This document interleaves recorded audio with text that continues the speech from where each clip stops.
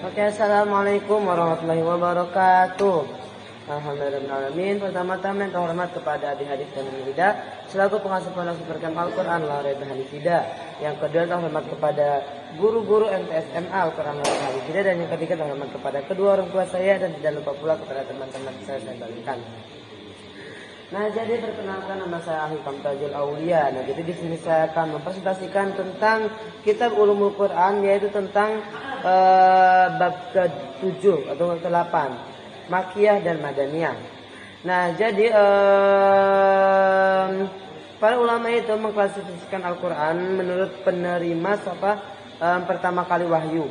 Nah, ada yang mengatakan ulama bahwa surat Makkiyah itu diturunkan di Makkah, sedangkan surat Madaniyah itu diturunkan di Madinah. Nah, tetapi ada para ulama juga yang mengatakan bahwa surat Makkiyah itu surat yang diturunkan pada masa sebelum hijrah. Jadi sebelum Nabi hijrah, baik itu turunnya itu di Mekah, di Madinah maupun di mana-mana. Tetapi turunnya itu sebelum hijrah, maka itu disebut surat Makkiyah. Nah, surat Makkiyah juga ini hitbahnya atau lawan bicaranya itu tertuju kepada penduduk-penduduk Mekah. Sedangkan surat Madaniyah, menurut para ulama, surat Madaniyah ini turun ketika Nabi sesudah hijrah. Nah, jadi baik mau turunnya di Arafah, di Madinah, di Mekah, apabila turunnya sesudah hijrah, maka itu namanya surat Madaniyah. Nah, surat Madaniyah ini hitbahnya itu di hitbahnya atau lawan bicaranya itu penduduk Madinah. Nah, kemudian perbedaan surat Makkiyah dan surat Madaniyah. Nah, pada masa itu kebahasaan itu dibagi menjadi dua fase. Nah, yang dimana teks Al-Quran pada masa fase Madinah itu berbeda isi dan gaya bahasanya dengan konteks pada Quran pada Quran fase Mekah. Nah, jadi fase pertama itu adalah fase pembentukan.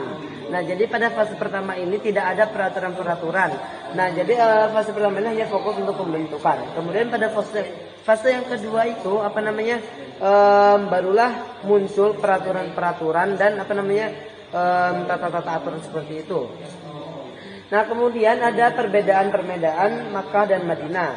Yang pertama pada pada masa waktunya. Nah, jadi surat Makkiyah itu diturunkan sebelum hijrah, sedangkan surat Madaniyah diturunkan sesudah hijrah. Kemudian pada lokasinya. Nah, menurut para ulama, lokasi surat Makkiyah itu di sekitar Mekah, seperti sekitarnya seperti Arafah dan Hudaydah. Sedangkan Madaniyah itu turun di Madinah dan sekitarnya, seperti Uhud, Quba dan Sil. Nah, kemudian ada juga lawan bicaranya. Nah, jadi menurut para ulama, bagi untuk Mekah lawan bicara adalah penduduk Mekah, dan untuk Madinah lawan bicara adalah penduduk Madinah. Nah, kemudian di sini juga ada seperti ciri-ciri ayat yang ada dalam Quran. Nah, jadi ciri-ciri ayat yang ada dalam Quran Makkiyah, yang pertama itu adalah mengandung ayat sajadah. Seperti dalam surat As-Sajdah ayat 15, maka itu sudah ditentukan bahwa surat As-Sajdah ayat 15 itu masuk ayat Makkiyah. Kemudian ada lafaz kala seperti dalam surat An-Naba ayat 4 atau 5. Itu maka surat Makkiyah. Kemudian ada lafaz ya ayuhan nas.